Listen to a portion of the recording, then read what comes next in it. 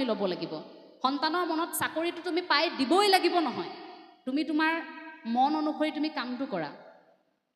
এজন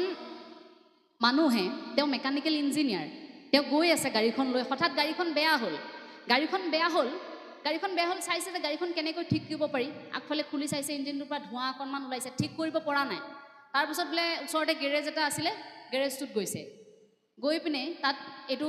বনজিৎ ভট্টাচাৰ্যই বৰ ধুনীয়াকৈ কাহিনীটো কৈছিল তাৰপাছত গেৰেজত গ'ল মেকানিকক মাতি আনিল বোলে হেৰি নহয় মোৰ গাড়ীখন বেয়া হৈছে অকণমান ঠিক কৰি চোৱাচোন গাড়ীখন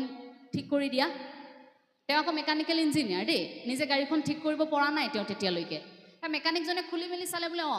লগে লগে কি কৰিলে গাড়ীখনত একদম প্ৰচণ্ড জোৰত গুৰ এটা মাৰিছে ঠিক কৰিবলগীয়াখিনি কৰি গাড়ীখনত গুৰ এটা মাৰিলে মাৰি চাবিটো দি কৈছে গাড়ী ষ্টাৰ্ট হ'ব এতিয়া চলাওক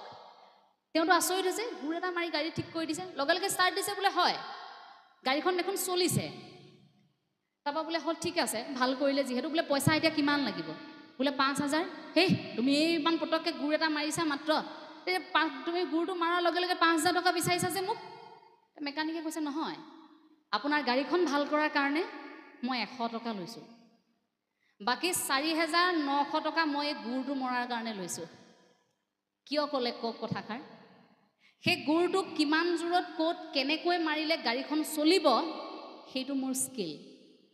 সেইটো মোৰ প্ৰতিভা মোৰ দক্ষতা সেইটো মই জানো তাক মই বিচাৰি উলিয়াই তাক প্ৰশিক্ষণ দি মই সেইটো সাজু কৰি ৰাখিছোঁ যাৰ বাবে মেকানিক্যাল ইঞ্জিনিয়াৰ হৈও আপুনি গাড়ীখন ঠিক কৰিব নোৱাৰিলে কিন্তু মই গুৰ এটা মাৰি গাড়ীখন ঠিক কৰিলোঁ লগে লগে সেই স্কিলটোৰ বাবদ মই 4,900 টকা লৈছোঁ গাড়ীখনৰ বাবদ মই